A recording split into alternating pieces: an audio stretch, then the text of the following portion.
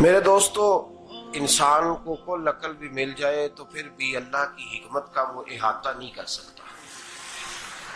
رب کریم کو زیادہ پتہ ہے کہ ہمارے لیے کون سی چیز بہتر ہے اور کون سی چیز ہمارے لیے نقصان کا باعث ہے۔ اللہ تبارک و تعالی کی حکمت یہ چاہتی ہے کہ میرے بندے پریشان نہ ہوں۔ رب یہ چاہتا ہے کہ میرے بندے کسی جگہ پہ بھی دقت اور پریشانی کا شکار نہ ہو، تو اللہ تبارک و تعالی نے راہ اعتدال اختیار کرنے کا حکم ارشاد فرمایا کہ تم اعتدال کے رستوں پہ چلو، معتدل زندگی گزارو، افراط و تفریط سے بچو۔ آج جس معاشرے میں ہم وقت گزار رہے ہیں، اس معاشرے میں ہم اس بات کو سمجھنے سے قاصر ہیں کہ اصل ہمارا مسئلہ کیا ہے۔ ہمارا اصل جو مسئلہ ہے اس کی شناخت ہمیں کیسے ہوگی اور ہم پھر اس تک رسائی کس انداز میں حاصل کر پائیں۔ ہم ہمیشہ اپنی آمدن بڑھانے کے چکر میں رہتے ہیں، ایک کام اور شروع کر لیں، پارٹ ٹائم جاب شروع کر لیں، کوئی سائیڈ بزنس اس کا آغاز کر لیں۔ ہماری جو دوڑ لگی ہوئی ہے وہ لگی ہے کام بڑھانے میں، آمدن بڑھانے میں، حالانکہ اسلام ہمیں یہ کہتا ہے کہ تو آمدن بڑھانے کے چکر میں نہ پڑ، اصل بات یہ ہے کہ تو اپنے خرچے کنٹرول کر۔ تنگ انسان وہ نہیں ہوتا جس کی آمدن تھوڑی ہوتی ہے، یہ توجہ کیجیے گا میری بات، یہ قیمتی بات ہے اور گفتگو ساری کا لب لباب ہے۔ تنگ بندہ وہ نہیں ہوتا جس کی آمدن تھوڑی ہوتی ہے، اصل پریشان وہ ہوتا ہے جس کے خرچے زیادہ ہوتے ہیں۔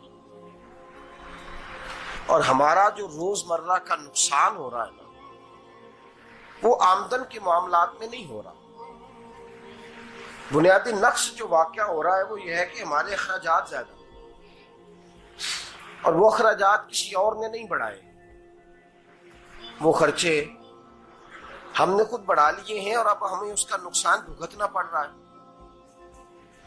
اور اگر آپ صحیح معنوں میں ٹٹولیں تو جو بہت امیر لوگ ہیں وہ تو ان خرچوں سے بچ گئے۔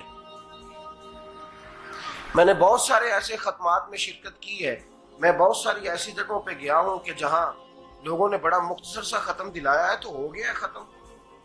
ختم کے معاملے میں کب کسی نے پابندی لگائی ہے کہ اس میں 200 آدمی شریک ہوگا تو تب یہ سال ثواب صحیح ہو سکے گا؟ کون کہتا ہے؟ یا شادی کے موقع پر اگر سارے بہن بھائیوں کو نہ بلایا گیا تو میری شادی پایہ تکمیل تک نہیں پہنچے گی، اس میں برکت نہیں ہوگی، یہ کس نے فتویٰ دیا ہے؟ معتدل زندگی کا اسلام حکم دیتا ہے۔ میں پڑھ رہا تھا کہ ایک بہت بڑا صدر ہے، غالباً سوڈان کے صدر کی بات ہو رہی تھی، تو اپنے بیٹے کی بارات لے کے گیا تو 4 لوگ گئے ہیں بارات اور 15 لوگوں کا اس نے اہتمام کیا اپنے گھر میں کھانا کھانے کا، تو کیا شادی ہو گئی کہ رک گئی؟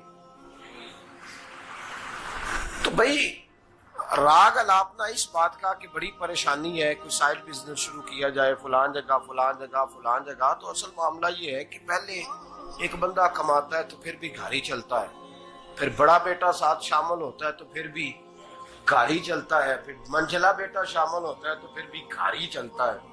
جو رونا دادا جی رویا کرتے تھے کہ بڑی مصیبت ہے، بڑی مشکل ہے، گاؤں میں رہ اکیلے ہوتے تھے اور وہ 5 بچوں کو اور 4 بچیوں کو وہ پالتے تھے، تو جو وہاں پریشانی تھی وہی آج پریشانی شہر میں آ کر پڑھ لکھ کر موٹی تنخواہ لے کر وہی پریشانی ہمیں ہے۔ تو میں جس نتیجے پہ پہنچا ہوں اس کو پڑھ کے، قرآن مجید کی چند آیات کو دیکھ کر اور اس مفہوم کی جو حدیثیں کتب احادیث میں پائی جاتی ہیں اور ہمارے بزرگوں نے ہمیں جو مزاج اس حوالے سے دیا ہے، میں اس نتیجے پہ پہنچا ہوں کہ مسئلہ آمدن کا نہیں، مسئلہ خرچے کا ہے۔ ہمارے خرچے بنیادی طور پر زیادہ، اور اگر پھر ہم زیادہ بوجھ خواتین پہ ڈالتے ہیں کہ وہ مطالبے زیادہ کرتی ہیں، اور اگر آپ مجھ سے پوچھیں تو خواتین کی بھی اگر کسی جگہ کوئی عادت خراب ہوتی ہے تو اس میں اصل کردار اس کا ہوتا ہے جو وہ عادت خراب تو کیوں اپنے گلے سے اتار کے آپ کسی کے گلے میں بات ڈالنے کے چکر میں ہیں؟ وہ خواتین کی طبیعت نہیں ایسی ہے. اصل بات یہ ہے کہ ہم نے عادت ڈالی ہے، ہم نے یہ مزاج ان کو دیا تو ان کا بنا ہے، نہ کیسے بن سکتا. تو اعتدال جب تک زندگی میں نہیں ہوتا، پانی پیاس بجھاتا ہے لیکن ایک گلاس ہی ہو تو پیاس بجھاتا ہے، بالٹی کو منہ کو لگائے گا تو کپڑے بھگو دے گا اس کے. حالانکہ پانی بری چیز کا نام نعمت ہے نا بہت بڑی اللہ کی، لیکن پیالے میں ہی اچھا لگتا ہے. کوئی مٹکا منہ کو لگائے گا تو تانگ ہوگا، پیالہ ہی بہتر ہے اس کے لیے. تو میرے دوست، مٹکے سے بھی بعض اوقات کام چل جاتا ہے، لیکن اگر کوئی کہے نہیں مجھے دریا ہی چاہیے تو اس کا تو گھر بہ جائے گا، سارا گھر بہ جائے گا اس کا. ہمیں دریا قابو کرنے کا موڈ بنایا ہوا ہے تو اس سے گھر بہا کرتے ہیں، اس سے گھر بنا نہیں کرتے. گھر پیالے سے پانی پینے سے بنتا ہے. اگر تو دریا پہ قبضہ کرنے کا موڈ بنائے گا تو گھر بنے گا نہیں، گھر بہ جائے گا. آگ نہ ہو تو کھانا پک نہیں سکتا، لیکن ہلکی آنچ سے کھانا پکتا ہے. اور اگر آنچ تیز کر دی جائے تو جی قرینے قیاس بات کر رہا ہوں، میں عقل سے ماورا نہیں کر رہا. قرینے قیاس سمجھانے کے لیے مثالیں دے رہا ہوں. ہلکی آنچ پہ کھانا پک جاتا ہے اور آگ تیز ہو تو کھانا جل جاتا ہے.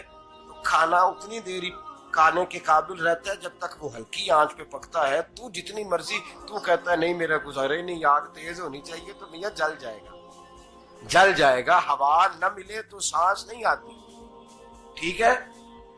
آکسیجن نہ ہو تو سانس ہے، ہوا نہ چلے تو گزارا نہیں ہوتا. لیکن اگر تیز چلے نا،